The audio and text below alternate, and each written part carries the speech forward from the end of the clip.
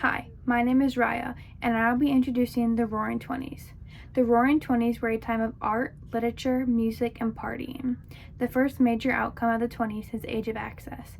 Age of Access is where the 20s began with advertisement, high confidence in the economy, the beginning of buying with credit, the way to new management methods, and new technology.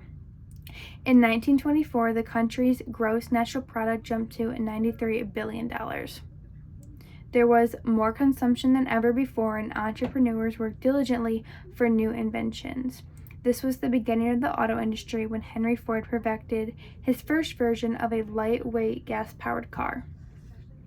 The second major outcome is women in the 1920s. Women became flappers that symbolized young, rebellious women. Flappers wore short dresses with beads and dyed their hair jet black and also cut it very short. Women also got the right to vote, which is known as the 18th Amendment, but some women did not use it to their advantage back then. Women also seeked professional jobs such as lawyers, nurses, teachers, and bankers. The third major outcome is the Harlem Renaissance. Harlem Renaissance was the center of jazz music. Harlem is an overall center for African Americans to express themselves. Harlem was originated a neighborhood in New York City, and Harlem showed the joys and challenges of being an African American. The fourth major outcome is the Jazz Age. The jazz music grew out of African American music from the South and became highly popular. Jazz music was strongly linked to the 1920s, so it became known as the Jazz Age. Flappers had danced to jazz music in jazz clubs where the music had been played. The fifth major outcome is new entertainment. New entertainment was the growth of mass media. The talkies were invented, or known as movies with sound.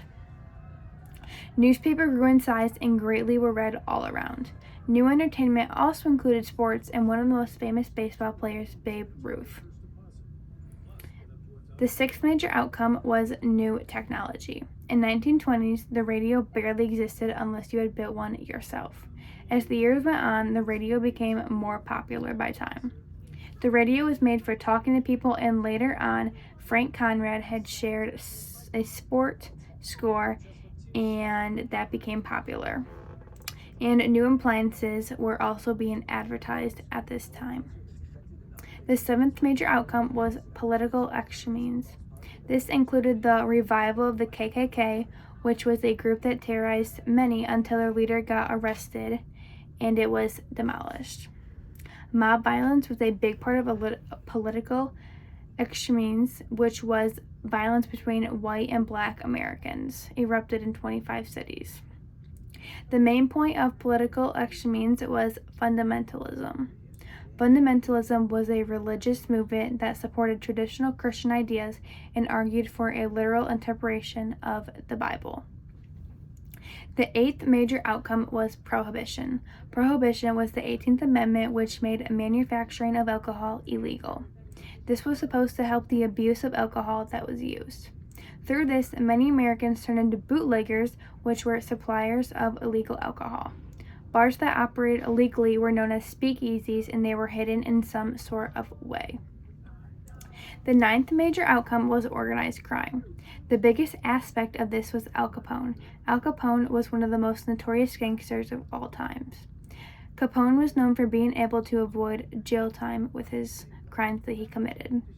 Capone was at the top of the Chicago organized crime network, but later in 1931 was put in jail due to taxes. The 10th major outcome is arts and literature. A big part of arts and literature was the Lost Generation. The Lost Generation was a group of writers who moved to Europe and distanced themselves from their society due to the after-war life. Art pieces during this time represented the bad parts of the city, but were also represented by neutral objects. The 11th major outcome is 1920 politics. In the 1920s, laissez-faire dominated. Laissez-faire is a policy of limited interference from the government in the economic affairs of society. During this time period, we had President Harding, President Coolidge, and then President Hoover.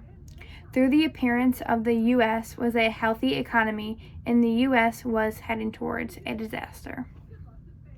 The last major outcome was signs of trouble. Signs of trouble showed people going into debt mainly because they would buy something they originally didn't have the money for, while other people would wait. Another aspect of this outcome was too many goods and too little demand. Due to this, the industries had slowed down, which included rubber, steel, and glass companies.